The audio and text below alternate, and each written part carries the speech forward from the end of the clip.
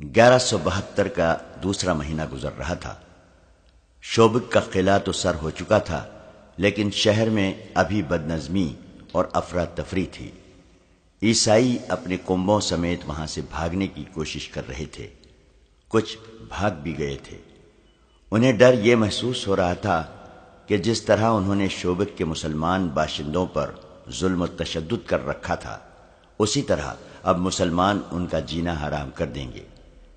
اس انتقامی کارروائی سے وہ اتنے خوفزدہ ہوئے کہ انہوں نے جب اپنی فوج کو قلعے سے بھاگتے سلطان ایوبی کے تیر اندازوں کے تیروں سے مرتے اور ہتھیار ڈالتے دیکھا تو بال بچوں کو لے کر گھروں سے نکلنے لگے۔ مسلمان سپاہ نے انہیں جانے نہیں دیا تھا۔ سالاروں اور کمانداروں نے اپنے طور پر حکم دے دیا تھا کہ شہر سے کسی شہری کو کہیں جانے نہ دیا جائے۔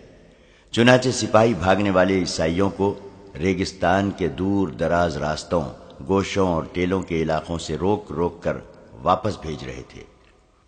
یہ لوگ دراصل اپنے اور اپنے حکمرانوں کے گناہوں کی سزا سے بھاگ رہے تھے۔ انہوں نے یہاں کے مسلمانوں کو کیڑے مکوڑے بنا رکھا تھا۔ مسلمانوں کا کیمپ اس کا منہ بولتا ثبوت تھا۔ سلطان ایوبی کو اس کیمپ کا علم تھا۔ وہ شوبک میں داخل ہوتے ہی اس کیمپ میں پہنچا اور ایک اندازے کے مطابق وہاں 2000 کے قریب مسلمان قید تھے۔ یہ 2000 لاشیں تھیں۔ ان سے مویشیوں کی طرح کام لیا جاتا تھا۔ ان سے غلاظت تک اٹھوائی جاتی تھی۔ ان میں بہت سے ایسے بھی تھے جو یہاں جوانی میں لائے گئے تھے اور بوڑھے ہو چلے تھے۔ وہ بھول گئے تھے کہ وہ انسان ہیں۔ ان میں پہلی لڑائیوں کے جنگی قیدی بھی تھے، اور ان میں ان بدنصیبوں کی تعداد زیادہ تھی جنہیں صلیبیوں نے قافلوں سے اور شہر سے پکڑ کر کیمپ میں ڈالا تھا۔ یہ امیر کبیر تاجر تھے یا خوبصورت لڑکیوں کے باپ تھے۔ ان سے دولت، مال اور لڑکیاں چھین لی گئی تھیں۔ ان میں شہر کے وہ مسلمان بھی تھے جن کے خلاف یہ الزام تھا کہ وہ سلطنت اسلامیہ کے وفادار اور صلیب کے دشمن ہیں۔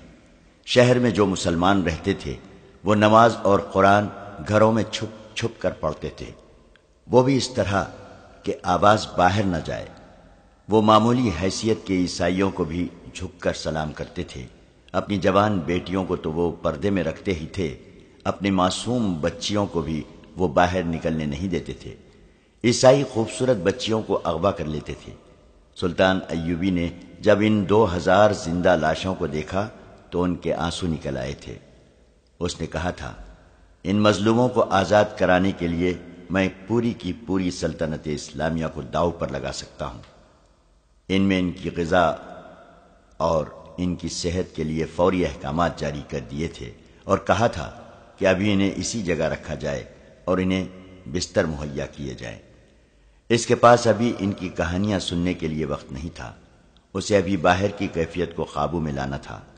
باہر کا یہ عالم تھا کہ جنگ ابھی جاری تھی، جس کی نوعیت کھلی جنگ کسی نہیں تھی۔ صورت یہ تھی کہ صلیبی فوج جو سلطان ایوبی کے دھوکے میں آ کر کرک اور شوبک سے دور اس کی فوج کو روکنے کے لیے چلی گئی تھی، وہ بکھر کر پسپا ہو رہی تھی۔ مسلمان دستے اس پر شپقوں مار مار کر زیادہ برا حال کر رہے تھے۔ سلطان ایوبی کو اطلاعیں مل رہی تھیں کہ بعض جھڑپوں میں اس کے دستے گھیرے میں آ کر نقصان اٹھا رہے تھے۔ یہ خطرہ بھی تھا کہ کرک کے قلعے میں جو صلیبی فوج ہے وہ صحرا میں پھنسی اور بکھری ہوئی اپنی فوج کی مدد کے لیے بھیج دی جائے گی۔ اس صورتحال کے لیے سلطان ایوبی کے پاس فوج کی کمی تھی۔ مصر سے وہ کمک نہیں منگوانا چاہتا تھا کیونکہ وہاں کی سازشیں دبی نہیں تھیں۔ معزول کی ہوئی فاطمی خلافت کے حامی درپردہ سازشوں میں مصروف تھے۔ سوڈانی حبشی الگ طاقت جمع کر رہے تھے۔ ان دونوں کو صلیبی مدد دے کر سلطان ایوبی کے خلاف متحد کر رہے تھے۔ سب سے بڑا خطرہ یہ تھا کہ متعدد مسلمان سیاسی اور فوجی سربراہ بھی سلطان ایوبی کے خلاف درپردہ کارروائیوں میں مصروف تھے۔ یہ ایمان فروشوں کا ٹولہ تھا جو اقتدار کے حصول کے لیے اسلام کے دشمنوں کے ساتھ ساز باز کر رہا تھا۔ انہوں نے حشیشین کے پیشہ ور قاتلوں کی خدمات بھی حاصل کر لی تھیں، جنہوں نے سلطان ایوبی کے قتل کا منصوبہ بنا لیا تھا۔ سلطان ایوبی نے کئی بار کہا تھا کہ صلیبیوں کی یہ کتنی بڑی کامیابی ہے کہ وہ میرے ہاتھوں مسلمانوں کو قتل کرا رہے ہیں۔ وہ بے شک ایمان فروش ہیں جنہیں میں نے غداری کی پاداش میں سزائے موت دے دی ہے، لیکن وہ مسلمان تھے، کلمہ گو تھے۔ کاش کہ یہ لوگ اپنے دشمن کو پہچان لیتے۔ اب جب کہ شوبک کا قلعہ اس کے قدموں میں تھا اور وہ قلعے کی دیوار پر اپنے فوجی مشیروں وغیرہ کے ساتھ گھوم رہا تھا، اسے شہر کے مسلمان باشندے گروہ در گروہ ناشتے اور اللہ اکبر کے نعرے لگاتے نظر آ رہے تھے۔ اونٹوں پر شہیدوں کی لاشیں اور زخمی لائے جا رہے تھے۔ سلطان ایوبی گہری سوچ میں کھویا ہوا تھا۔ اس کا دست راست بہاؤالدین شداد اپنی یادداشتوں میں لکھتا ہے، صلاح الدین ایوبی کے چہرے پر فتح و نصرت کا کوئی تاثر نہیں تھا۔ خوشیاں منانے والے شوبک کے مسلمانوں کا ایک گروہ دف اور شہنائی کی تال پر ناشتا اس دیوار کے دامن میں آن رکا جہاں ہم کھڑے تھے۔ صلاح الدین ایوبی انہیں دیکھتا رہا۔ لوگ اسے دیکھ کر پاگلوں کی طرح ناچنے لگے۔ صلاح الدین کے ہونٹوں پر مسکراہٹ تک نہ آئی۔ اس نے ان لوگوں کے لیے ہاتھ تک نہیں ہلایا، بس دیکھ رہا تھا۔ گروہ میں سے کسی نے بلند آواز سے کہا، صلاح الدین بن نجم الدین ایوب، تم شوبک کے مسلمانوں کے لیے پیغمبر بن کر آئے ہو۔ وہ لوگ عربی نسل کے تھے، ایک دوسرے کو باپ کے نام سے پہچانتے اور پکارتے تھے، اس لیے ان میں بیشتر صلاح الدین ایوبی کو بن ایوب یا بن نجم کہتے تھے۔ سلطان ایوبی کرد نسل سے تھا۔ ناچنے والوں میں سے کسی نے نعرہ لگایا، کرد کے بچے، ہم تیری پیغمبری کو سجدہ کرتے ہیں۔ صلاح الدین ایوبی یک لخت بیدار ہو گیا، تڑپ کر بولا، انہیں کہو مجھے گناہگار نہ کرے، میں پیغمبروں کا غلام ہوں، سجدے کے لائق صرف اللہ کی ذات ہے۔ میں نے سلطان کے ایک محافظ سے کہا، بھاگ کر جاؤ اور ان لوگوں سے کہو کہ ایسے نعرے نہ لگائیں، امیر مصر ناراض ہوتے ہیں۔ محافظ جانے لگا تو ایوبی نے اسے روک کر کہا، آرام سے کہنا، ان کا دل نہ دکھانا، انہیں ناچنے دو، انہیں گانے دو، انہوں نے جہنم سے نجات حاصل کی ہے۔ میری زندگی ان لوگوں کی خوشیوں کے لیے وقف ہے۔ وہ اور کچھ نہیں کہہ سکا کیونکہ اس کی آواز پھرا گئی تھی۔ یہ جذبات کا غلبہ تھا۔ اس نے منہ پھیر لیا۔ وہ ہم سب سے اپنے آنسو چھپا رہا تھا۔ کچھ دیر بعد اس نے ہم سب کی طرف دیکھا اور کہا، ہم ابھی فلسطین کی دہلیز پر پہنچے ہیں، ہماری منزل بہت دور ہے، ہمیں شمال میں وہاں تک جانا ہے جہاں سے بحر روم کا ساحل گھوم کر مغرب کو جاتا ہے۔ ہمیں سرزمین عرب سے آخری صلیبی کو ڈھکیل کر بحر روم میں ڈبونا ہے۔ وہیں سلطان ایوبی نے اپنے متعلقہ مشیر کو حکم دیا کہ سارے شہر میں منادی کرا دو کہ کوئی غیر مسلم اس خوف سے شہر سے نہ بھاگے کہ مسلمان انہیں پریشان کریں گے۔ کسی مسلمان فوجی یا شہری سے کوئی تکلیف پہنچے تو وہ قلعے کے دروازے پر شکایت کرے، اس کا ازالہ کیا جائے گا۔ اس نے زور دے کر کہا کہ ہم کسی کے لیے تکلیف اور مصیبت کا نہیں، پیار اور محبت کا پیغام لے کر آئے ہیں۔ اگر کسی نے اسلامی حکومت کے خلاف کوئی بات یا حرکت کی تو اسے اسلامی قانون کے تحت سزا دی جائے گی جو بہت سخت ہوگی، اور یاد رکھو کہ اسلامی قانون سے نہ کوئی غیر مسلم بچ سکتا ہے اور نہ مسلمان۔ اس کے ساتھ ہی اس نے حکم دیا کہ شہر میں اگر کوئی صلیبی فوجی یا جاسوس چھپا ہوا ہے یا اسے کسی نے اپنے گھر میں پناہ دے رکھی ہے تو وہ فوراً اپنے آپ کو مسلمان فوج کے حوالے کر دے۔ سلطان ایوبی کی فوج قلعے کی ایک دیوار توڑ کر اندر گئی تھی۔ اس نے حکم دے رکھا تھا کہ قلعے کے اس حصے پر فوراً قبضہ کیا جائے جہاں صلیبیوں کے محکمہ جاسوسی کا مرکز تھا۔ اس کے جاسوسوں نے اس سے اس مرکز کے متعلق بہت سی معلومات دی تھی اور رہنمائی بھی کی تھی، مگر صلیبی اتنے اناڑی نہیں تھے۔ انہوں نے سب سے پہلے اسی حصے کو خالی کیا اور دستاویزات نکال لیے گئے تھے۔ ان کی جاسوسی کا سربراہ ہرمن اور اس کے دیگر ماہرین وہاں سے غائب ہو چکے تھے۔ البتہ 8 لڑکیاں پکڑی گئی تھیں جو علی بن سفیان کے حوالے کر دی گئی تھیں۔ وہ ان سے معلومات لے رہا تھا۔ ان لڑکیوں نے بتایا تھا کہ کم و بیش 20 لڑکیاں وہاں سے نکل گئی ہیں۔ وہ سب اپنے طور پر بھاگی تھیں۔ ان کے ساتھ کوئی مرد نہیں تھا۔ مرد جاسوس بھی نکل گئے تھے۔ ان 8 لڑکیوں میں سے ایک نے اپنی ساتھی لڑکی لفظینہ کے متعلق بتایا تھا کہ اس نے ایک مسلمان فوجی حدید کو قلعے سے فرار کرا کے خودکشی کر لی تھی۔ شوبک میں امن اور شہری انتظامات بحال کرنے کی سرگرمیاں تھیں اور کرک میں شوبک پر حملے اور اسے سلطان ایوبی سے چھڑانے کی اسکیمیں بن رہی تھیں، لیکن سلیبی حملے کے لیے اتنی جلدی تیار نہیں ہو سکتے تھے جتنا وہ سمجھتے تھے۔ ان کے سامنے پہلا سوال تو یہ تھا کہ ان کے عالم جاسوس نے بڑی پکی اطلاع دی تھی کہ سلطان ایوبی کرک پر حملہ کرے گا۔ اس کی فوجیں کرک کی طرف ہی آ رہی تھیں۔ ان کے قاہرہ کے جاسوسوں نے بھی ناقابل تردید اطلاعیں دی تھیں کہ سلطان ایوبی کی فوج کرک پر حملہ کرے گی، جس کی کمان وہ خود کرے گا، مگر آدھے راستے سے اس کی فوجوں نے رخ بدل دیا اور ایسی چالیں چلی کہ سلیبی فوج جو مسلمانوں کو روکنے کے لیے گئی تھی، شب خونوں کی زد میں آ گئی اور سلطان ایوبی نے کرک سے اتنی زیادہ دور شوبک پر حملہ کر دیا۔ یہ سوال ایک کانفرنس میں پیش کیا گیا تھا جس میں سلیبی فوج کے اعلیٰ افسر اور سلیبی حکمران موجود تھے۔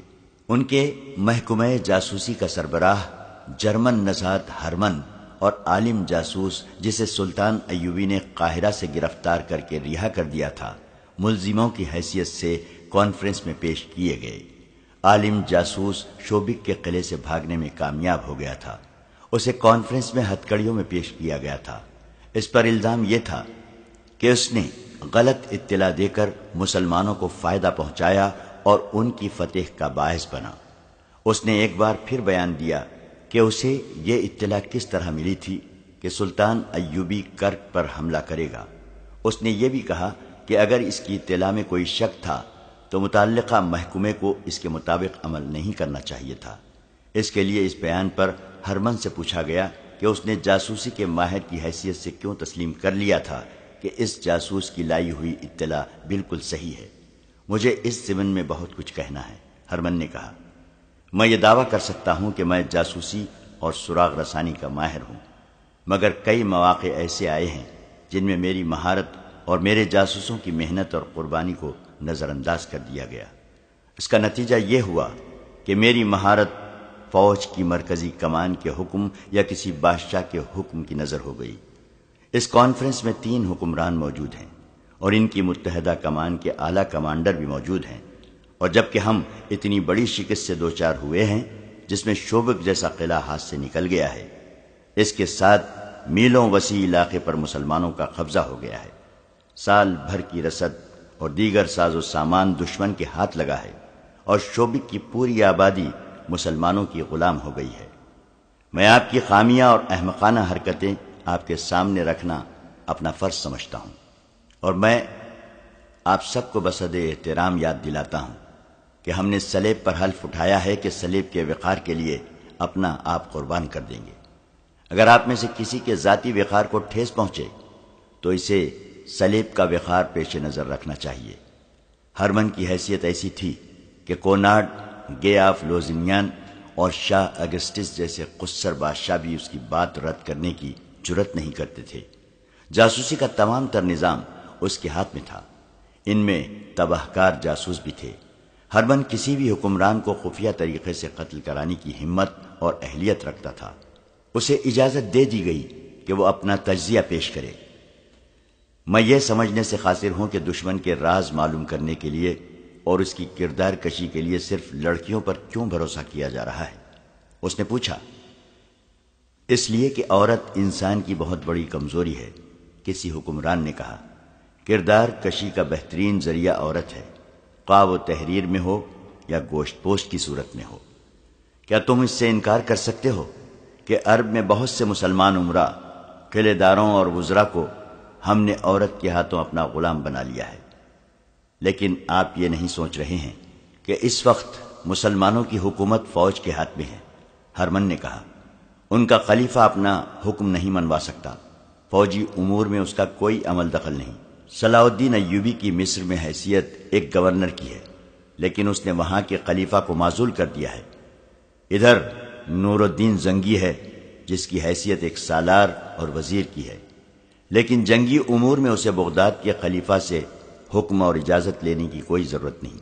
لہذا یہ پیش نظر رکھیے کہ آپ نے چند ایک امیروں، وزیروں اور قلعے داروں کو ہاتھ میں لے لیا ہے تو ان کی حیثیت چند ایک غداروں کی ہے۔ وہ آپ کو اپنے ملک کا 1 انچ علاقہ بھی نہیں دے سکتے۔ اسلامی سلطنت کے اصل حکمران فوجی ہیں۔ نور الدین زنگی اور صلاح الدین ایوبی نے اپنی فوجوں کی تربیت ایسی کی ہے کہ آپ لڑکیوں سے اس فوج کا کردار خراب نہیں کر سکتے اور نہ ہی کر سکے ہیں۔ اس فوج کے لیے شراب پینا سنگین جرم ہے۔ اسلام میں ہر کسی کے لیے شراب حرام ہے۔ اس پابندی کا اثر یہ ہے کہ مسلمان فوجی ہو یا شہری، وہ اپنے ہوش ٹھکانے رکھتا ہے۔ اگر صلاح الدین ایوبی شراب کا عادی ہوتا تو آج مصر ہمارا ہوتا، اور صلاح الدین ایوبی شوبک کے قلعے کا فاتح نہ ہوتا بلکہ اس قلعے میں ہمارا قیدی ہوتا۔ ہرمن، ایک کمانڈر نے اسے ٹوک کر کہا، اپنی بات لڑکیوں تک رکھو، ہمارے پاس مسلمانوں کے اوصاف سننے کے لیے وقت نہیں ہے۔ میں یہ کہنا چاہتا ہوں، ہرمن نے کہا، کہ جاسوسی کے لیے لڑکیوں کا استعمال ناکام ہو چکا ہے۔ گزشتہ 2 برسوں میں ہم بڑی قیمتی لڑکیاں مصر میں بھیج کر مسلمان فوجیوں کے ہاتھوں مروا چکے ہیں۔ لڑکی کے معاملے میں بھی یہ یاد رکھیے کہ عورت ذات جذباتی ہوتی ہے۔ آپ لڑکیوں کو کتنی ہی سخت ٹریننگ کیوں نہ دیں، وہ مردوں کی طرح پتھر نہیں بن سکتی۔ ہم انہیں خطروں میں پھینک دیتے ہیں۔ خطرہ بہرحال خطرہ ہوتا ہے اور دل و دماغ پر اثر کرتا ہے۔ بعض اوقات حالات بہت ہی بگڑ جاتے ہیں۔ ان حالات میں مسلمان فوجی ہماری لڑکیوں کو تفریح کا ذریعہ بنانے کی بجائے انہیں پناہ میں لے لیتے ہیں اور ان کے جسم اپنے اوپر حرام کر لیتے ہیں۔ لڑکیاں جذبات سے ملغوب ہو کر رہ جاتی ہیں۔ حال ہی میں ہماری ایک لڑکی کو صلاح الدین ایوبی کے ایک کماندار نے ڈاکوؤں سے بچایا اور زخمی ہو گیا۔ لڑکی اسے شوبک میں لے آئی۔ ہم نے اسے مسلمانوں کے کیمپ میں پھینک دیا۔ لڑکی نے اسے ہماری فوج کے ایک افسر کی وردی پہنا کر قلعے سے نکال دیا۔ اسے گھوڑا بھی دیا۔ میں نے لڑکی کو پکڑ لیا۔ لڑکی نے زہر کھا کر خودکشی کر لی۔ اس نے سزا کے خوف سے خودکشی نہیں کی تھی۔ اس نے محسوس کر لیا تھا کہ وہ گنہگار ہے اور اپنے جسم کو دھوکے کے لیے استعمال کر رہی ہے۔ یہ احساس اتنا شدید تھا کہ اس نے زہر پی لیا۔ لڑکیوں کے خلاف میں ایک اور دلیل بھی دینا چاہتا ہوں۔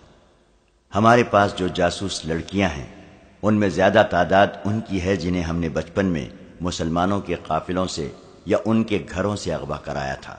انہیں ہم نے اپنا مذہب دیا اور اپنی ٹریننگ دی۔ وہ جوان ہوئیں اور اپنا بچپن اور اپنی اصلیت بھول گئی۔ انہیں یاد بھی نہ رہا کہ وہ مسلمان کی بیٹیاں ہیں، مگر ہم نے ان کے صرف نام بدلے، ان کا مذہب اور ان کا کردار بدلا، ان کے خون کو نہ بدل سکے۔ میں انسانی نفسیات کو سمجھتا ہوں، لیکن یہ میرا تجربہ ہے کہ مسلمان کی نفسیات دوسرے مذاہب کے انسانوں سے مختلف ہے۔ یہ لڑکیاں جب کسی مسلمان کے سامنے جاتی ہیں تو جیسے انہیں اچانک یاد آ جاتا ہے کہ ان کی رگوں میں بھی مسلمان باپ کا خون ہے۔ مسلمان کے خون سے اس کا مذہب نکلتا نہیں۔ تم یہ کہنا چاہتے ہو کہ کسی لڑکی کو جاسوسی کے لیے نہ بھیجا جائے؟ ایک کماندار نے اس سے پوچھا۔ کسی ایسی لڑکی کو نہ بھیجا جائے جو کسی مسلمان کے گھر پیدا ہوئی تھی، ہرمن نے جواب دیا۔ اگر آپ لڑکیوں کو میرے محکمے سے نکال ہی دیں تو سلیب کے لیے بہتر ہی رہے گا۔ آپ مسلمان عمرہ کے حرموں میں لڑکیاں بھیجتے رہیں۔ آپ انہیں پھانس سکتے ہیں، وہ آسانی سے آپ کے ہاتھ میں آ جاتے ہیں، کیونکہ انہوں نے میدان جنگ نہیں دیکھا۔ ان کی تلوار ہماری تلوار سے نہیں ٹکرائی۔ ہمیں ان کی صرف فوج پہچانتی ہے، دشمن کو صرف فوج جانتی ہے، اس لیے وہ ہمارے جھانسے میں نہیں آ سکتی۔ صلیبیوں کا شاہ اگسٹس انتہا درجے کا شیطان فطرت حکمران تھا جو اسلام کی دشمنی کو عبادت سمجھتا تھا۔ اس نے کہا، ہرمن، تمہاری نگاہ محدود ہے، تم صرف صلاح الدین اور نور الدین کو دیکھ رہے ہو، ہم اسلام کو دیکھ رہے ہیں۔ ہمیں اس مذہب کی بیخ کنی کرنی ہے، اس کے لیے کردار کشی اور نظریات میں شکوک پیدا کرنا لازمی ہے۔ مسلمانوں میں ایسی تہذیب رائج کرو جس میں کشش ہو۔ ضروری نہیں کہ ہم اپنا مقصد اپنی زندگی میں حاصل کر لیں، ہم یہ کام اپنی اگلی نسل کے سپرد کریں گے۔ کچھ کامیابی وہ حاصل کرے گی اور یہ مہم اس سے اگلی نسل ہاتھ میں لے لے گی۔ پھر ایک دور ایسا آیا ہی جائے گا جب اسلام کا نام و نشان نہیں رہے گا۔ اگر اسلام زندہ رہا بھی تو یہ مذہب کسی اور صلاح الدین اور نور الدین زنگی کو جنم نہیں دے گا۔ میں وثوق سے کہتا ہوں کہ مذہب مسلمانوں کا اپنا ہوگا، لیکن یہ مذہب ہماری تہذیب میں رنگا ہوا ہوگا۔ ہرمن، آج سے 100 سال بعد پر نظر رکھو۔ فتح اور شکست عارضی واقعات ہیں، ہم شوبک پر دوبارہ قبضہ کر لیں گے۔ تم مصر میں سازشوں کو مضبوط کرو، فاطمیوں اور سوڈانی حبشیوں کو مدد دو، حشیشین کو استعمال کرو۔ کانفرنس کے کمرے میں ایک صلیبی افسر داخل ہوا، گرج سے اٹا ہوا اور تھکا ہوا تھا۔ وہ اس فوج کے کمانڈروں میں سے تھا جو باہر ریگستان میں چلی گئی تھی اور آہستہ آہستہ کرک کی طرف پسپا ہو رہی تھی۔ وہ بہت پریشان تھا۔ اس نے کہا، فوج کی حالت اچھی نہیں، میں یہ تجویز لے کے آیا ہوں کہ کرک کی تمام تر فوج کے ساتھ کافی کمک ملا کر شوبک پر حملہ کر دیا جائے اور مسلمانوں کو مجبور کیا جائے کہ وہ آمنے سامنے کی جنگ لڑیں۔ اس وقت جنگ کی کیفیت یہ ہے کہ ہمارے دستے مرکزی کمان کے حکم کے مطابق کرک کی طرف پیچھے ہٹ رہے ہیں۔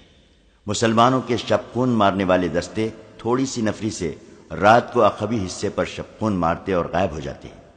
دن کے وقت ان کے تیر انداز چند ایک تیر برسا کر نقصان کرتے اور غائب ہو جاتے ہیں۔ وہ نشانے گھوڑے یا اونٹ کو بناتے ہیں۔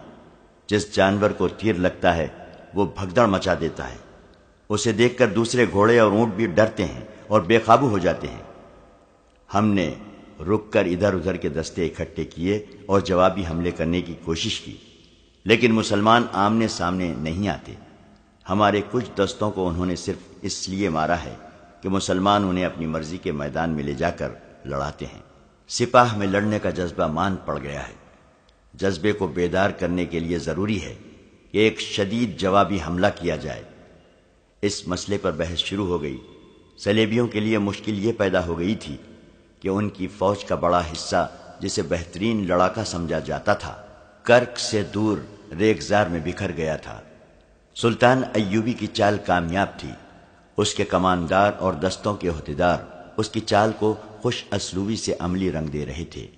وہ پانی پر قبضہ کر لیتے تھے، بلندیوں پر پہنچ جاتے تھے، ٹیلوں کے علاقوں میں گھات لگاتے تھے اور دن کے وقت اگر ہوا تیز ہو تو ہوا کے رخ سے حملہ کرتے تھے۔ اس سے یہ فائدہ ہوتا تھا کہ ہوا اور گھوڑوں کی اڑائی ہوئی ریت صلیبیوں کی آنکھوں میں پڑتی اور انہیں اندھا کرتی تھی۔ سلطان ایوبی کی نفری کافی نہیں تھی۔ مورخ لکھتے ہیں کہ صلیبی حملہ کر دیتے تو سلطان ایوبی کے پاس اتنی نفری نہیں تھی کہ وہ شوبک کو بچا سکتا۔ اس نے جنگی فہم و فراست سے کام لیا اور صلیبیوں پر اپنا رعب قائم کر دیا تھا۔ شوبک کے شمال مشرق میں صلیبیوں کی قاسی فوج بیکار بیٹھی تھی۔ اسے اس ڈر سے واپس نہیں بلایا جا رہا تھا کہ نور الدین زنگی سلطان ایوبی کو کمک بھیج دے گا۔ صلیبی حکمران اور کمانڈر کرک کے قلعے میں بیٹھے ہوئے پیچ و تاب کھا رہے تھے۔ شوبک میں ایوبی کو یہ مسئلہ پریشان کر رہا تھا کہ صلیبیوں نے حملہ کر دیا تو وہ کس طرح روکے گا۔ اس نے عیسائیوں کے بھیس میں اپنے جاسوس کرک بھیجوا دیے تھے تاکہ صلیبیوں کے عزائم اور منصوبوں سے آگاہ کرتے رہیں۔ اس نے ایسا انتظام کر رکھا تھا کہ اسے محاذ کی خبریں تیزی سے مل رہی تھیں۔ اس نے شوبک سے اور گرد و نواح کے علاقے سے فوج کے لیے بھرتی شروع کر دی اور حکم دیا کہ قلعے میں فوری طور پر ان کی ٹریننگ شروع کر دی جائے۔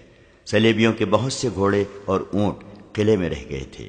باہر کے دستوں کو اس نے حکم بھیج دیا تھا کہ دشمن کے جانوروں کو مارنے کی بجائے پکڑیں اور قلعے میں بھیجتے رہیں۔ نئی بھرتی کی ٹریننگ کے سلسلے میں اس نے یہ حکم جاری کیا کہ انہیں شبخون مارنے کی اور متحرک جنگ لڑنے کی ٹریننگ دی جائے۔ کرک میں جو کانفرنس ہو رہی تھی اس میں ہرمن کی اس تجویز کو رد کر دیا گیا تھا کہ جاسوسی کے لیے لڑکیوں کو استعمال نہ کیا جائے۔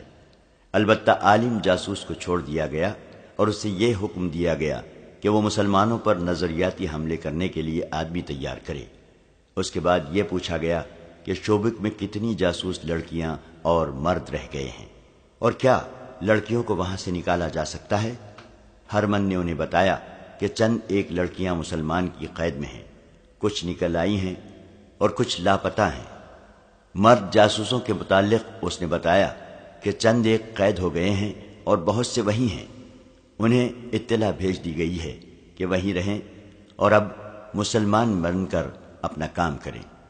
ایک صلیبی حکمران نے کہا کہ جو لڑکیاں وہاں قید میں ہیں انہیں نکالنا شاید آسان نہ ہو، لیکن ہو سکتا ہے کہ کچھ لڑکیاں وہاں عیسائیوں کے گھروں میں روپوش ہو گئی ہوں، انہیں وہاں سے نکالنا لازمی ہے۔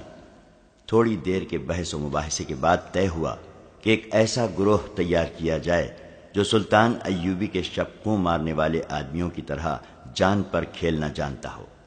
اس گروہ کا ہر ایک آدمی ذہین اور پھرتیلا ہو، عربی یا مصری زبان بول سکتا ہو۔ اس گروہ کو ایسے مسلمانوں کے بھیس میں شوبک بھیجا جائے جس سے پتہ چلے کہ کرک کے عیسائیوں کے ظلم و تشدد سے بھاگ کر آئے ہیں۔ انہیں یہ کام دیا جائے کہ شوبک میں رہ کر لڑکیوں کا سراغ لگائیں اور انہیں وہاں سے نکالیں۔ اس کام کے لیے وہ جرائم پیشہ آدمی موزوں رہیں گے جنہیں ان کی خواہش کے مطابق جیلوں سے نکال کر فوج میں لایا گیا ہے۔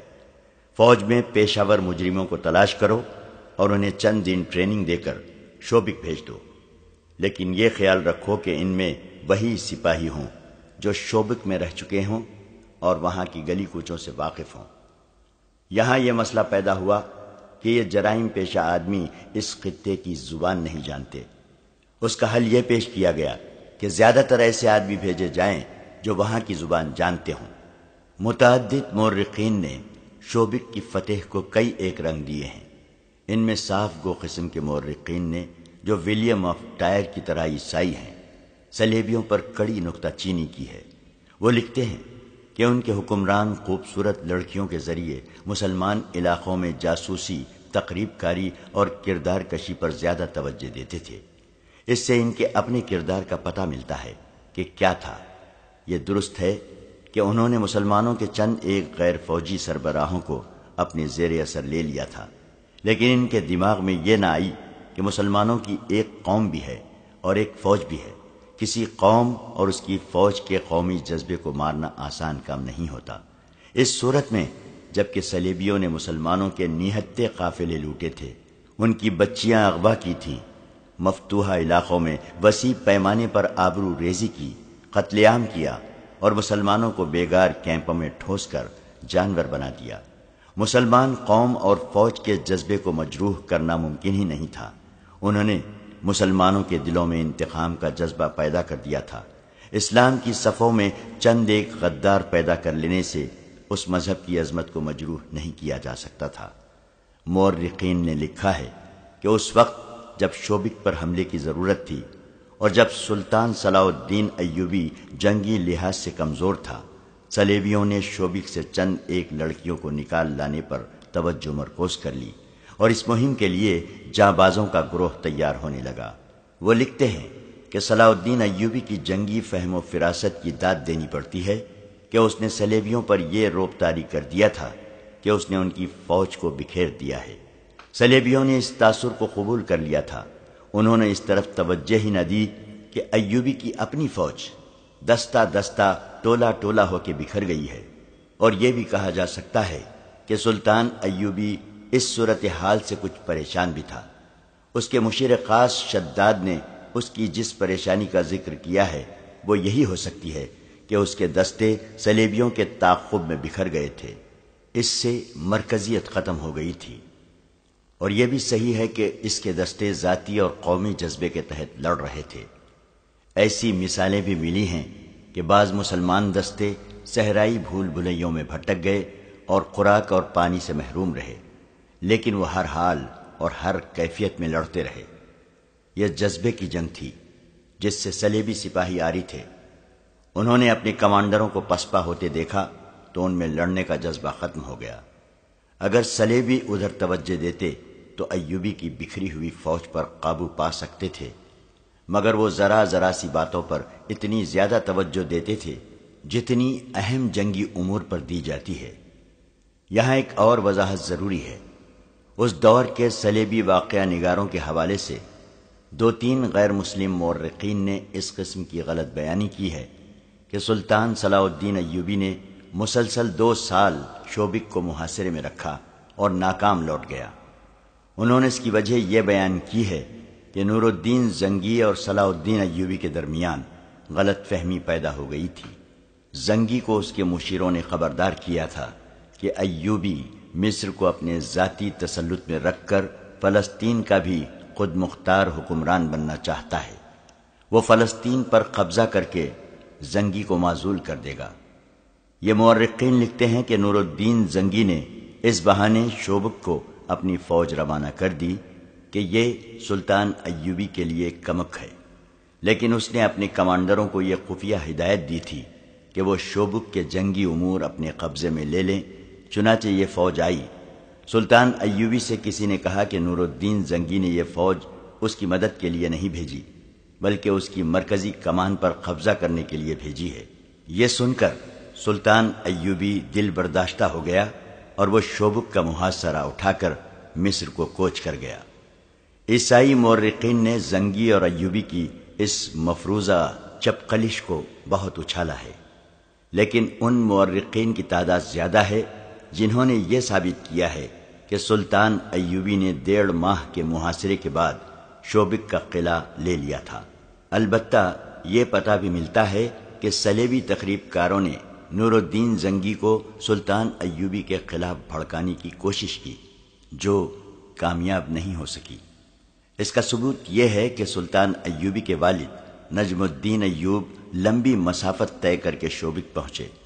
انہیں شک ہو گیا تھا کہ ان کا بیٹا ایسی حماقت پر اتر ہی نہ آیا ہو، اور کہیں ایسا نہ ہو کہ تخریب کار اس کے کان زنگی کے خلاف بھر دے۔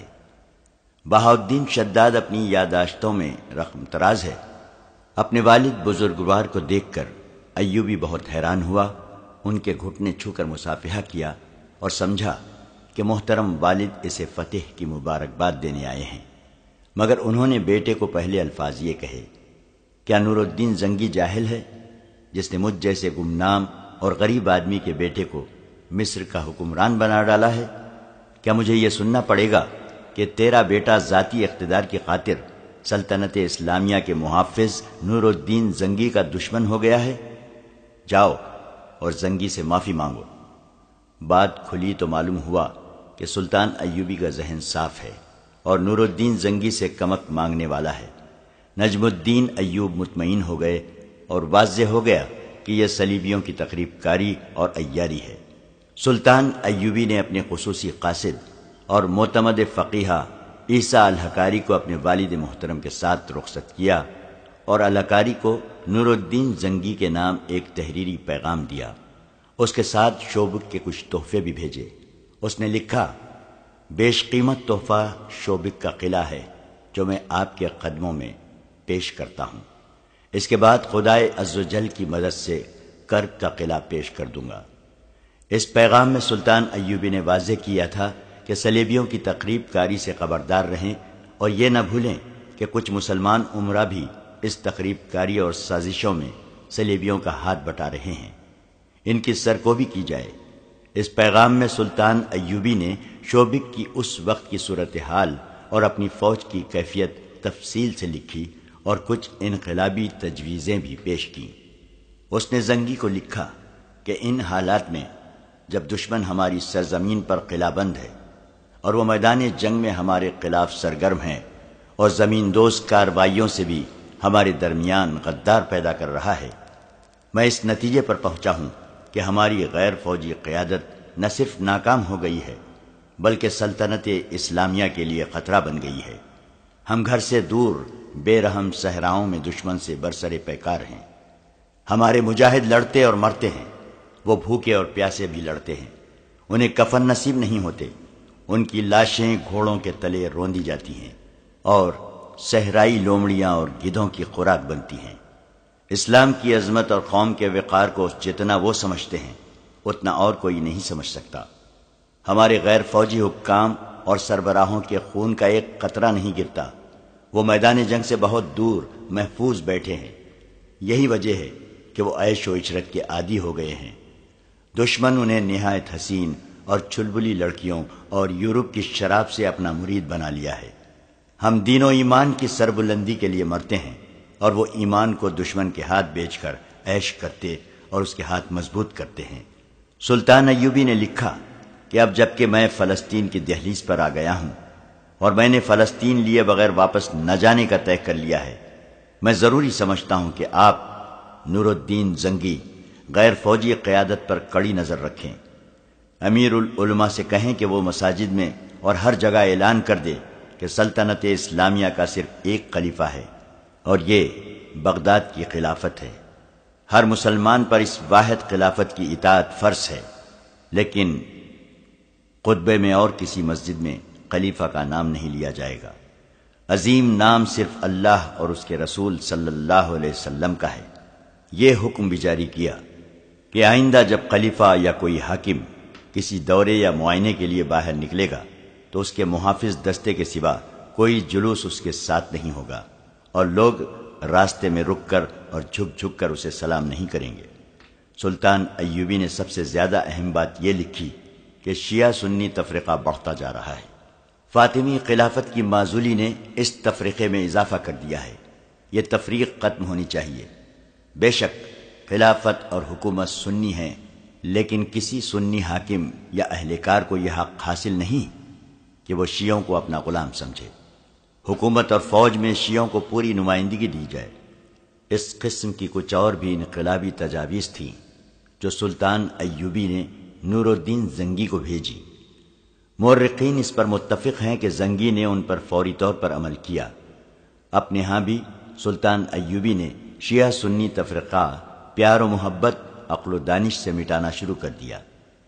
کرک میں سلیبی سلطان ایوبی پر جوابی وار کرنے پر غور کر رہے تھے۔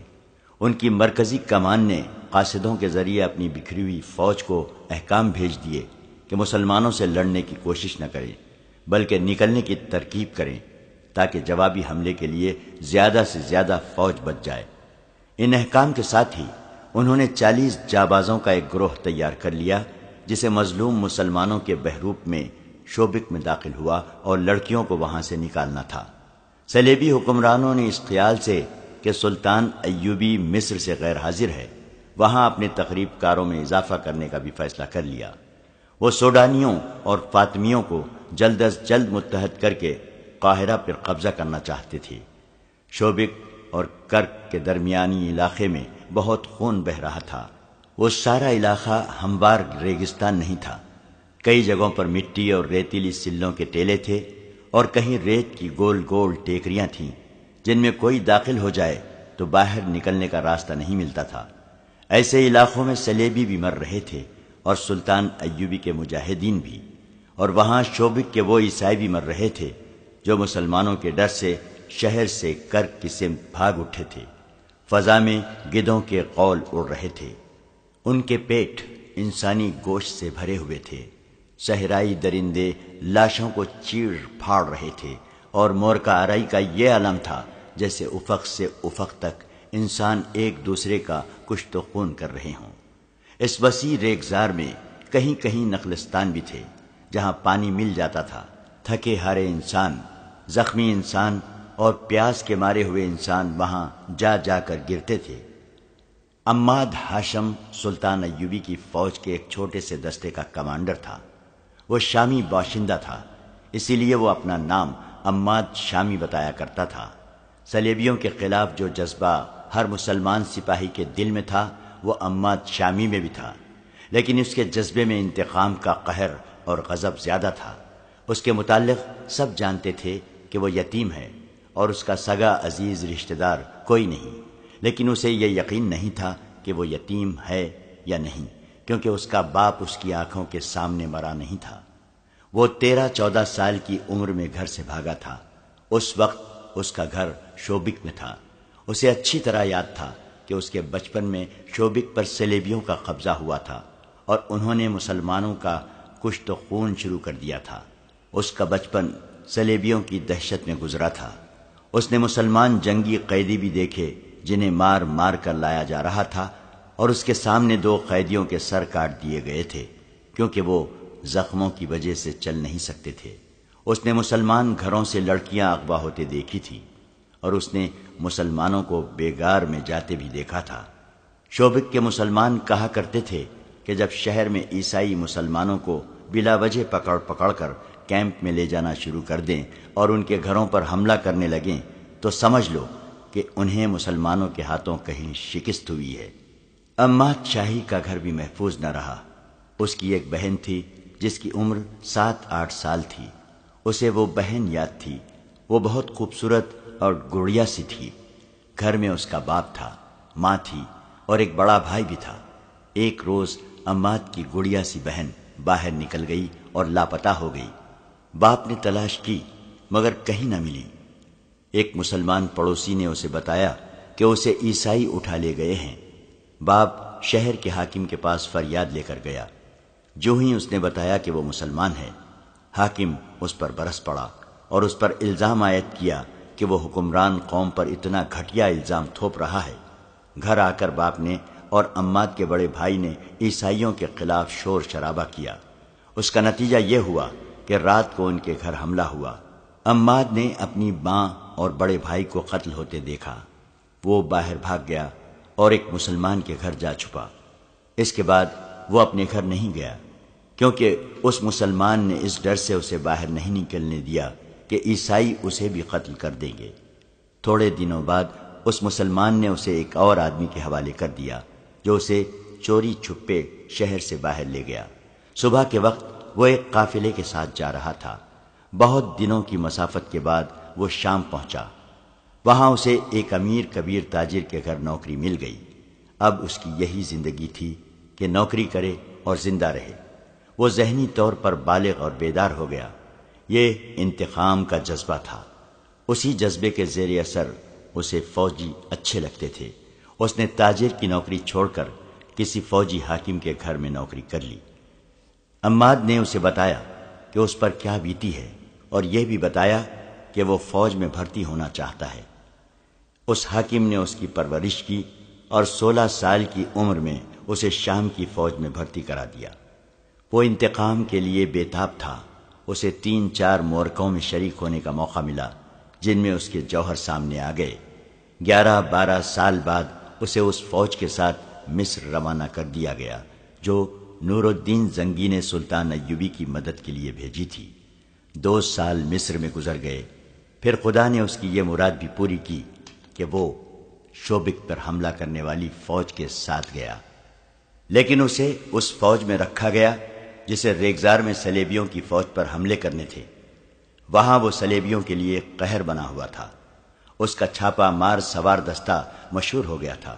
عماد شامی اپنے سواروں کو ساتھ لیے صحرا میں صلیبیوں کی مشک لیتا پھرتا اور بھیڑیوں اور چیتوں کی طرح ان پر جھپٹتا تھا، مگر ان کے سینے میں جو آگ لگی ہوئی تھی وہ سرد نہیں ہوتی تھی۔ 1 ماہ بعد اس کے دستے میں کل 4 سوار رہ گئے تھے، باقی سب شہید ہو گئے۔ ایک رات اس نے ان 4 سواروں سے صلیبیوں کے کم و بیش 50 افراد کے دستے پر حملہ کر دیا۔ وہ سارا دن چھپ چھپ کر اس کا پیچھا کرتا رہا۔ دن کے وقت وہ 4 سپاہیوں سے 50 سپاہیوں پر حملہ نہیں کر سکتا تھا۔ ان کے تعاقب میں وہ بہت دور نکل گیا۔ رات کو صلیبی رک گئے اور انہوں نے پڑاؤ کیا، لیکن بہت سے سنتری بیدار رکھے۔ عماد نے آدھی رات کے وقت گھوڑوں کو ایڑ لگائی اور سوئے ہوئے صلیبیوں کے درمیان سے اس طرح گزرا کہ برچھی سے دائیں بائیں وار کرتا گیا۔ اس کے 4 جابازوں کا بھی یہی انداز تھا۔ انہیں جو ہلتی چیز نظر آئی اس پر برچھیوں اور تلواروں سے وار کرتے ہوئے اندھیرے میں غائب ہو گئے۔ کئی سوئے ہوئے صلیبی ان کے گھوڑوں تلے روندے گئے۔ سنتریوں نے تاریکی میں تیر چلائے جو خطا گئے۔ آگے جا کر عماد نے اپنے جانباز سواروں کو روکا اور انہیں وہاں سے آہستہ آہستہ پیچھے لایا۔ اس نے یہ بھی نہ سوچا کہ دشمن بیدار ہو چکا ہے۔ وہ گھوڑ سواروں کو پھر قریب لے گیا اور ایڑ لگانے کا حکم دے دیا۔ اندھیرے میں اسے سائے سے گھومتے پھرتے نظر آ رہے تھے۔ 5 گھوڑے سر پر دوڑتے ان کے درمیان سے گزرے، مگر اب وہ دشمن پر وار کر کے آگے گئے تو وہ 5 کی بجائے 3 تھے۔ 2 کو صلیبی تیر اندازوں نے گرا دیا تھا۔ عماد کا خون اور زیادہ جوش میں آ گیا۔ اس نے اپنے مجاہدوں سے کہا، ابھی انتقام لیں گے۔ یہ اس کی حماقت تھی۔ اس نے اپنے دونوں مجاہدوں کو موڑا اور صلیبیوں کے قریب آہستہ آہستہ آ کر حملے کا حکم دے دیا۔ اب تو گھوڑے بھی تھک گئے تھے اور دشمن پوری طرح بیدار ہو گیا تھا۔ اس حملے کا نتیجہ یہ ہوا کہ عماد اکیلا رہ گیا۔ اب کہ وہ دشمن میں سے نکلا تو اس کے ساتھ اپنے 2 ساتھیوں کی بجائے 2 صلیبی تھے جو اس کا تعاقب کر رہے تھے۔ اندھیرے میں اس نے انہیں ان کی للکار سے پہچانا، ورنہ وہ انہیں اپنے ساتھی سمجھ رہا تھا۔ وہ اس کے سر پر پہنچ گئے۔ انہوں نے اس پر تلواروں سے حملہ کیا۔ اس کے پاس لمبی برچھی تھی۔ دوڑتے گھوڑے سے اس نے دونوں کا مقابلہ کیا۔ گھوڑا گھما گھما کر آمنے سامنے آ کر معرکہ لڑا۔ لڑائی خاصی لمبی ہو گئی اور وہ دور ہٹتے چلے گئے۔ آخر عماد نے دونوں صلیبیوں کو مار لیا اور دونوں کے گھوڑے شوبک بھیجنے کے لیے پکڑ لیے۔ ان کی تلواریں بھی لے لی، مگر اسے یہ خیال نہ رہا کہ کہاں تک جا پہنچا ہے۔ اس نے گھوڑے کو اور اپنے آپ کو آرام دینے کے لیے ایک جگہ قیام کیا، لیکن وہ سونے سے ڈرتا تھا، کیونکہ کسی بھی وقت اور کہیں بھی وہ دشمن کے نرغے میں آ سکتا تھا۔ اس نے رات جاگتے گزار دی۔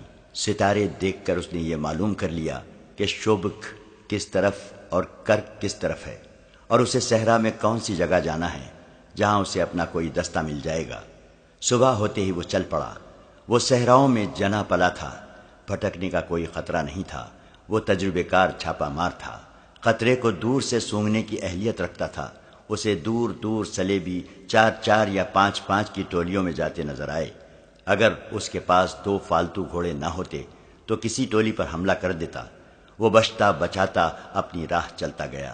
راستے میں اسے کئی جگہ گھوڑوں اور اونٹوں کے مردار اور صلیبی سپاہیوں کی لاشیں پڑی نظر آئیں، جنہیں گدھ اور لومڑیاں کھا رہی تھیں۔ ان میں اس کے اپنے ساتھیوں کی لاشیں بھی ہوں گی۔ وہ چلتا گیا اور سورج افق پر چلا گیا۔ آگے ٹیلوں کا علاقہ آ گیا، جس میں سے راستے ہر چند قدم پر گھومتے تھے۔ یہاں ڈر تھا کہ صلیبیوں کی کوئی ٹولی رات کے لیے قیام کرے گی۔ وہ سورج غروب ہونے سے پہلے وہاں سے نکل جانا چاہتا تھا۔ یہ ڈر بھی تھا کہ کسی ٹیلے پر کوئی تیر انداز نہ بیٹھا ہو۔ وہ ہر طرف اور اوپر دیکھتا چلتا گیا۔ آگے راستہ 2 ٹیلوں کے درمیان سے مڑتا تھا۔ وہاں سے وہ مڑا تو اچانک اسے کسی کے دوڑتے قدموں کی آہٹ سنائی دی۔ کوئی آدمی ساتھ والے ٹیلے کے پیچھے چھپ گیا تھا۔ اس نے گھوڑے کی باگ کو جھٹکا دیا اور ایڑ لگائی۔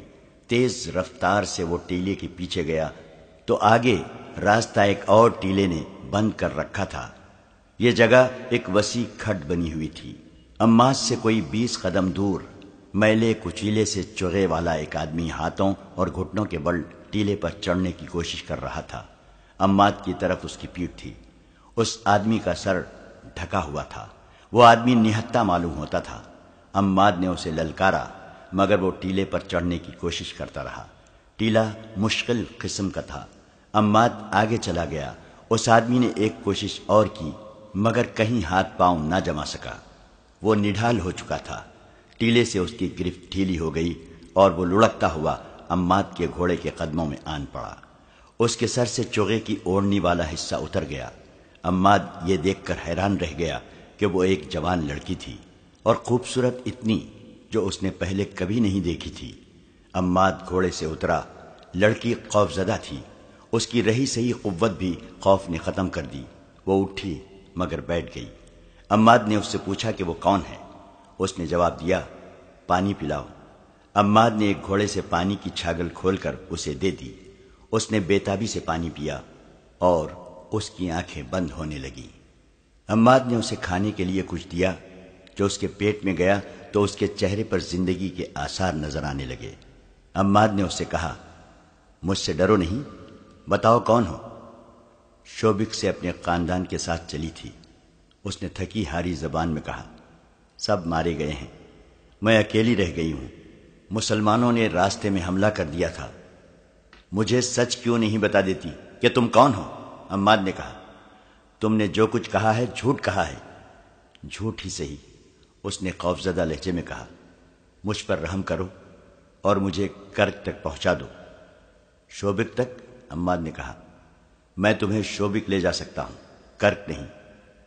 تم دیکھ رہی ہو کہ میں مسلمان ہوں۔ میں راستے میں عیسائی فوج کے ہاتھوں مرنا نہیں چاہتا۔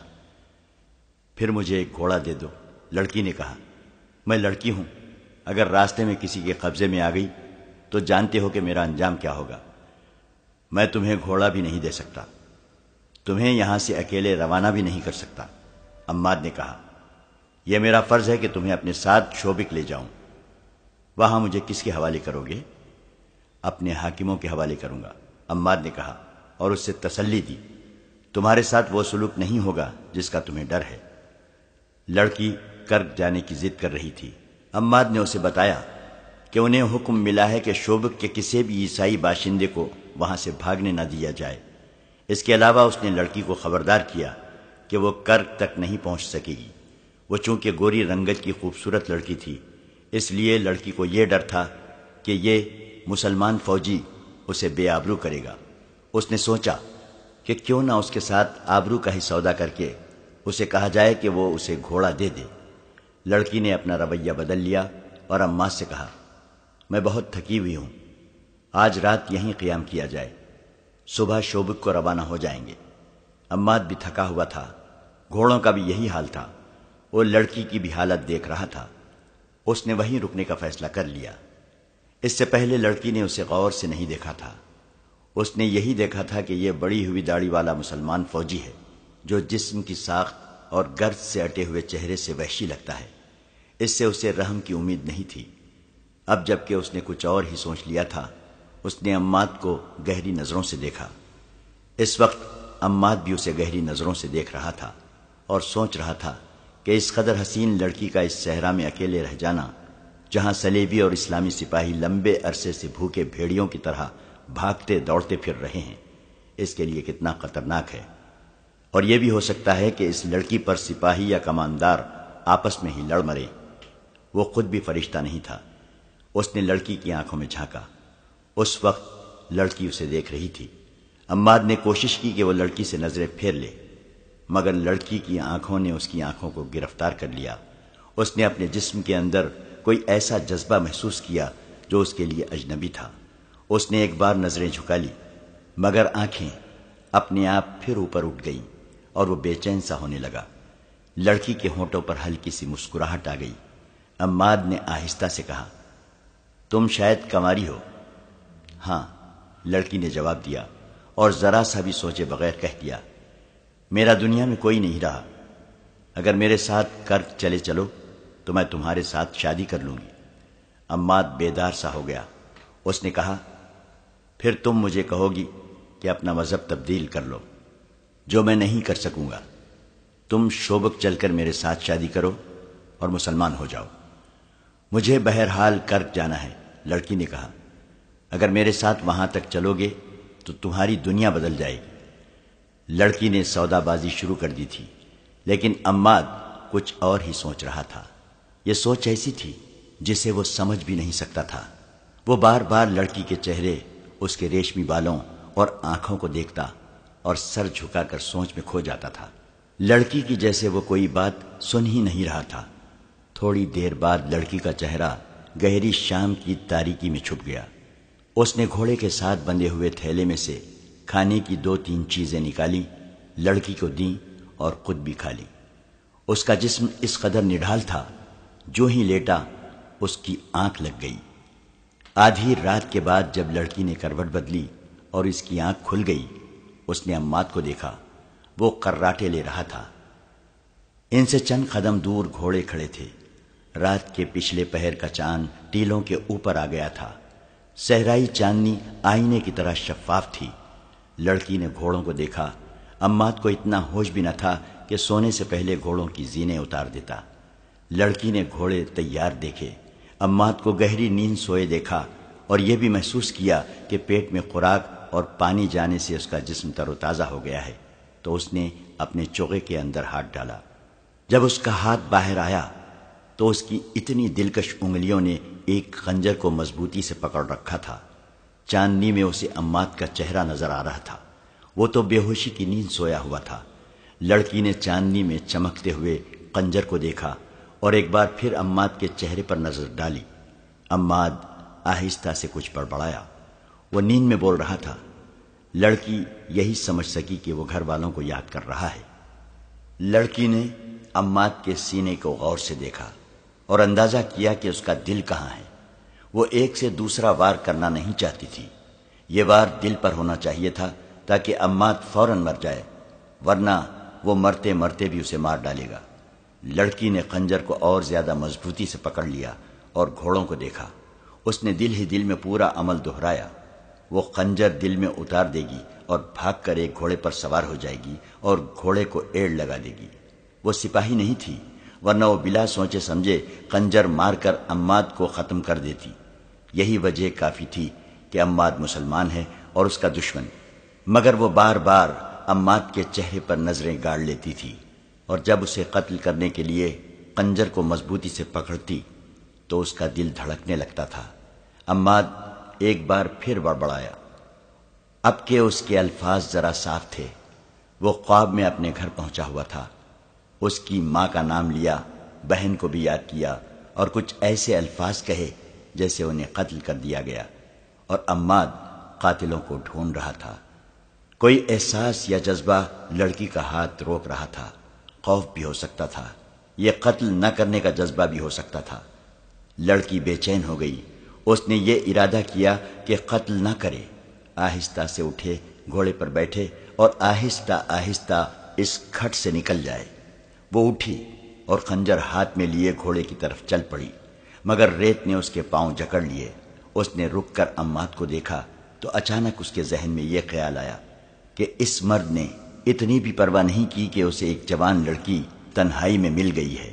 اس نے یہ بھی نہیں سوچا کہ یہ لڑکی عیسائی ہے جو اسے سوتے میں قتل کر سکتی ہے، اور اس نے گھوڑے کی زینیں بھی نہیں اتاری، اور اس نے اپنی برچی اور تلوار بھی احتیاط سے نہیں رکھی۔ کیوں؟ کیا اسے مجھ پر بھروسہ تھا؟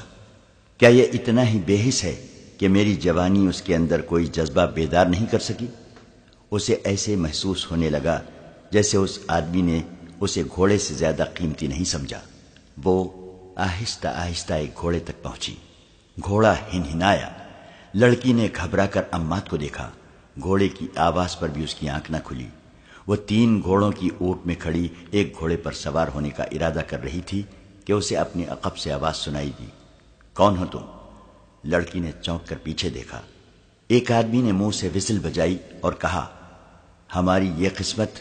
وہ 2 تھے، دوسرا ہنسا۔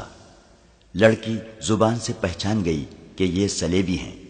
ایک نے لڑکی کو بازو سے پکڑا اور اپنی طرف کھینچا۔ لڑکی نے کہا، میں سلیبی ہوں۔ دونوں آدمی ہنس پڑے اور ایک نے کہا، پھر تم سالم ہماری ہو۔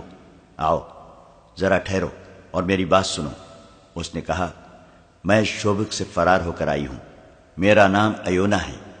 میں جاسوسی کے شعبے کی ہوں۔ کرک جا رہی ہوں۔ وہ دیکھو، ایک مسلمان سپاہی سویا ہوا ہے۔ اس نے مجھے پکڑ لیا تھا۔ میں اسے سوتا چھوڑ کر بھاگ رہی ہوں۔ میری مدد کرو۔ یہ گھوڑے سنبھالو اور مجھے کرک پہنچاؤ۔ اس نے انہیں اچھی طرح سمجھایا کہ وہ سلیبی فوج کے لیے کتنی قیمتی اور کارآمد لڑکی ہے۔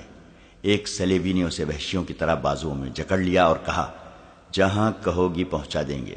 دوسرے نے ایک بیہودہ بات کہہ دی اور دونوں اسے ایک طرف کو دھکیلنے لگے۔ وہ سلیبی فوج کے پیادہ سپاہی تھے جو مسلمان چھاپا ماروں سے بھاگتے پھر رہے تھے۔ رات وہ چھپ کر ذرا آرام کرنا چاہتے تھے۔ ایسی خوبصورت لڑکی نے انہیں حیوان بنا دیا۔ لڑکی نے جب دیکھا کہ انہیں سلیب کا بھی کوئی خیال نہیں تو اس نے اس امید پر بلند آواز سے بولنا شروع کر دیا کہ عماد جاگ اٹھے گا۔ اسے سپاہیوں نے گھسیٹنا شروع کر دیا۔ اچانک ایک نے گھبرائی ہوئی آواز میں اپنے ساتھی کا نام لے کر کہا، بچو، مگر اس نے بچنے سے پہلے ہی عماد کی برچی اس کے پیٹھ میں اتر چکی تھی۔ دوسرے نے تلوار سونت لی۔ اس وقت لڑکی نے دیکھا کہ اس کے ہاتھ میں خنجر ہے۔ اس نے خنجر سلیبی سپاہی کے پہلو میں گھونپ دیا۔ ایک کے بعد دیگرے 2 اور وار کیے اور چلا چلا کر کہا، تمہیں زندہ رہنے کا کوئی حق نہیں۔ تم سلیب کے نام پر غلیظ داغ ہو۔ جب دونوں سلیبی ٹھنڈے ہو گئے تو لڑکی بے قابو ہو کر رونے لگی۔ عماد نے اسے بہلایا اور کہا، اب یہاں رکنا ٹھیک نہیں، ہو سکتا ہے زیادہ سپاہی ادھر آ نکلے، ہم ابھی شوبک کو روانہ ہو جاتے ہیں۔ اس نے لڑکی سے پوچھا، انہوں نے تمہیں جگایا تھا؟ نہیں، لڑکی نے جواب دیا، میں جاگ رہی تھی اور گھوڑوں کے پاس کھڑی تھی۔ وہاں کیوں؟ گھوڑے پر سوار ہو کر بھاگنے کے لیے، لڑکی نے اعتراف کرتے ہوئے کہا، میں تمہارے ساتھ نہیں جانا چاہتی تھی۔ تم نے خنجر کہاں سے لیا ہے؟ میرے پاس تھا، لڑکی نے جواب دیا، میں نے پہلے ہی ہاتھ میں لے رکھا تھا۔ پہلے ہی ہاتھ میں کیوں لے رکھا تھا؟ عماد نے پوچھا۔ شاید اس لیے کہ میں جاگ اٹھوں تو تم مجھے قتل کر دو۔ لڑکی نے جواب نہ دیا، عماد کو دیکھتی رہی۔ کچھ دیر بعد بولی، میں تمہیں قتل کر کے بھاگنا چاہتی تھی، بیشتر اس کے کہ تم مجھے قتل کرو۔ میں تمہیں بتا دینا چاہتی ہوں کہ میں نے یہ خنجر تمہیں قتل کرنے کے لیے کھولا تھا، لیکن ہاتھ اٹھا نہیں۔ میں یہ نہیں بتا سکتی کہ میں نے تمہارے دل میں خنجر کیوں نہیں اتارا۔ تمہاری زندگی میرے ہاتھ میں تھی، میں بزدل نہیں، پھر بھی میں تمہیں قتل نہ کر سکی۔ میں کوئی وجہ بیان نہیں کر سکتی، شاید تم کچھ بتا سکو۔ زندگی اور موت اللہ کے ہاتھ میں ہے۔ عماد نے کہا، تمہارا ہاتھ میرے خدا نے روکا تھا اور تمہاری عزت خدا نے بچائی ہے۔ میرا وجود تو ایک بہانہ اور ایک سبب تھا۔ کسی گھوڑے پر سوار ہو جاؤ اور چلو۔ لڑکی نے خنجر عماد کی طرف بڑھا کر کہا، میرا خنجر اپنے پاس رکھ لو ورنہ میں تمہیں قتل کر دوں گی۔ تم میری تلوار بھی اپنے پاس رکھ لو۔ عماد نے کہا، تم مجھے قتل نہیں کر سکو گی۔ یہ مذاق نہیں تھا، دونوں پر سنجیدگی طاری تھی۔ وہ گھوڑوں پر سوار ہوئے اور تیسرا گھوڑا ساتھ لے کر چل پڑے۔ سورج نکلنے تک وہ اس علاقے میں پہنچ چکے تھے جہاں کوئی صلیبی سپاہی نظر نہیں آتا تھا۔ عماد کی اپنی فوج کے چند سپاہی اسے نظر آئے، جن کے ساتھ اس نے کچھ باتیں کی اور چلتے گئے۔ اپریل کا سورج بہت ہی گرم تھا۔ وہ منہ اور سر لپیٹے ہوئے چلتے گئے۔ دور سے ریت پانی کے سمندر کی طرح چمکتی نظر آتی تھی اور بائیں سمت ریتیلی سلوں کی پہاڑیاں نظر آ رہی تھیں۔ سفر کے دوران وہ آپس میں کوئی بات نہ کر سکے۔ گرمی کے علاوہ ان لاشوں نے بھی ان پر خاموشی طاری کر رکھی تھی جو انہیں ادھر ادھر بکھری ہوئی نظر آ رہی تھیں۔ کوئی ایک بھی لاش سالم نہیں تھی۔ گدھوں اور درندوں نے ان کے اعضاء الگ الگ کر دیے تھے۔ بعض لاشوں کی صرف ہڈیاں اور کھوپڑیاں رہ گئی تھیں۔ عماد نے لڑکی سے کہا، یہ تمہاری قوم کے سپاہی ہیں۔ یہ ان بادشاہوں کی خواہشوں کا شکار ہو گئے ہیں جو اسلامی سلطنت کو ختم کرنے برطانیہ، فرانس، جرمنی، اٹلی اور نہ جانے کہاں کہاں سے آئے ہیں۔ لڑکی خاموش رہی۔ وہ بار بار عماد کو دیکھتی تھی اور آہ بھر کر سر جھکا لیتی تھی۔ عماد نے سلوں کی پہاڑیوں کا رخ کر لیا۔ اسے معلوم تھا کہ وہاں پانی ضرور ہوگا اور سایہ بھی۔ سورج ان کے پیچھے جانے لگا تو وہ پہاڑیوں میں پہنچ گئے۔ تلاش کے بعد انہیں ہری جھاڑیاں اور گھاس نظر آئی۔ ایک جگہ سے پہاڑی کا دامن پھٹا ہوا تھا، وہاں پانی تھا۔ وہ گھوڑوں سے اترے، پہلے خود پانی پیا، پھر گھوڑوں کو پانی پینے کے لیے چھوڑ دیا اور سائے میں بیٹھ گئے۔ تم کون ہو؟ لڑکی نے اس سے پوچھا۔ تمہارا نام کیا ہے؟ کہاں کے رہنے والے ہو؟ میں مسلمان ہوں، عماد نے جواب دیا۔ میرا نام عماد ہے اور میں شامی ہوں۔ رات خواب میں تم کسے یاد کر رہے تھے؟ یاد نہیں رہا، عماد نے کہا۔ میں شاید خواب میں بول رہا ہوں گا۔ میرے ساتھی مجھے بتایا کرتے ہیں کہ میں خواب میں بولا کرتا ہوں۔ تمہاری ماں ہے؟ بہن ہے؟ لڑکی نے پوچھا اور کہا، شاید تم انہیں یاد کر رہے تھے۔ تھیں کبھی، عماد نے آہ بھر کر کہا۔ اب انہیں خواب میں دیکھا کرتا ہوں۔ لڑکی نے اس سے ساری بات پوچھنے کی بہت کوشش کی، لیکن عماد نے اور کچھ نہیں بتایا۔ اس نے لڑکی سے کہا، تم نے اپنے متعلق جھوٹ بولا تھا۔ مجھے پوچھنے کی کوئی ضرورت نہیں کہ تم کون ہو۔ میں تمہیں متعلقہ حاکم کے حوالے کر کے واپس آ جاؤں گا۔ اگر سچ بول سکو تو اپنے متعلق کچھ بتا دو، لیکن یہ نہ کہنا کہ تم ان صلیبی لڑکیوں میں سے نہیں ہو جو ہمارے ملک میں جاسوسی کے لیے آتی ہیں۔ تم ٹھیک کہتے ہو، لڑکی نے کہا۔ میں جاسوس لڑکی ہوں۔ میرا نام ایونا ہے۔ تمہارے ماں باپ کو معلوم ہے کہ تمہارا کام کس قسم کا ہے؟ عماد نے پوچھا۔ میرے ماں باپ نہیں ہیں، ایونا نے جواب دیا۔ میں نے ان کی صورت بھی نہیں دیکھی۔ میرا محکمہ میری ماں اور اس محکومے کا حاکم ہرمن میرا باپ ہے۔ اس نے یہ بات یہیں پر ختم کر دی اور کہا، میری ایک ساتھی لڑکی نے ایک مسلمان سپاہی کو بچانے کے لیے زہر پی لیا تھا۔ میں اس وقت بہت حیران ہوئی تھی کہ کوئی صلیبی لڑکی ایک مسلمان کے لیے اتنی بڑی قربانی دے سکتی ہے۔ میں آج محسوس کر رہی ہوں کہ ایسا ہو سکتا ہے۔